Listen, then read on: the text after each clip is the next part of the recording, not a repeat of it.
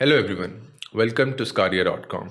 I am an educator, Dr. Lara Munir, covering the Hematology section of the Internal Medicine course.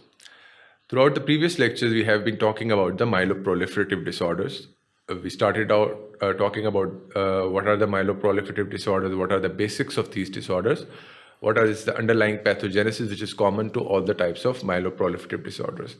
As we have seen that the list is exhaustive and there are a lot of disorders that come under the umbrella of this term, but the major ones being which we discussed previously have been the polycythemia vera, the primary myelofibrosis along with the CML. Our topic of discussion today is essential thrombocytosis, which is also one of the common myeloproliferative disorders. Let's start off by talking about the basics and what are the things which are common to all the myeloproliferative disorders. As we talked about in the previous lectures, these are the disorders in which there is a abnormal proliferation of the myeloid lineage of the hematopoietic stem cells.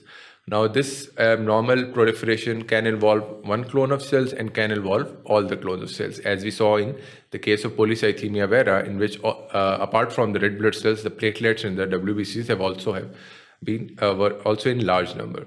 But in essential thrombocytosis, it is exclusively a clonal disorder, or you can say that it is a disorder of abnormal proliferation involving the megakaryocytes, or which lead into the platelet formation.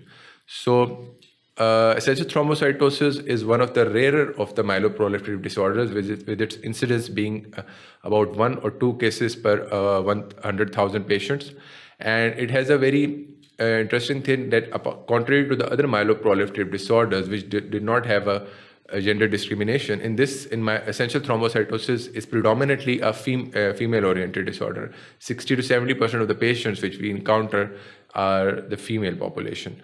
So, and apart from it, as I told you, that platelets are the only cell lineage which is increased in the essential thrombocytosis. The pathogenesis is the same.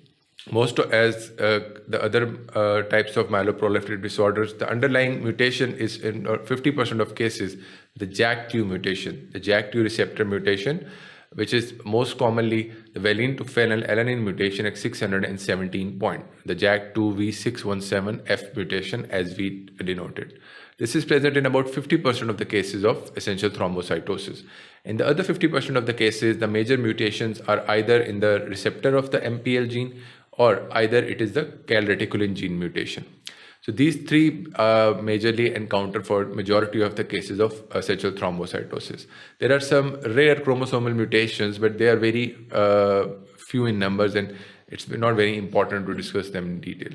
So just like as in other myeloproliferative disorders, essential thrombocytosis can itself get converted into the other types of myeloproliferative disorders like the polycythemia vera or primary myelofibrosis. Similar to the other types of disorders, it also can transform rarely into a leukemic picture like CML or AML. So these are just the basics about essential thrombocytosis. Now let's look forward as to we are going to discuss in detail the etiology, the clinical features, and the treatment options available for us.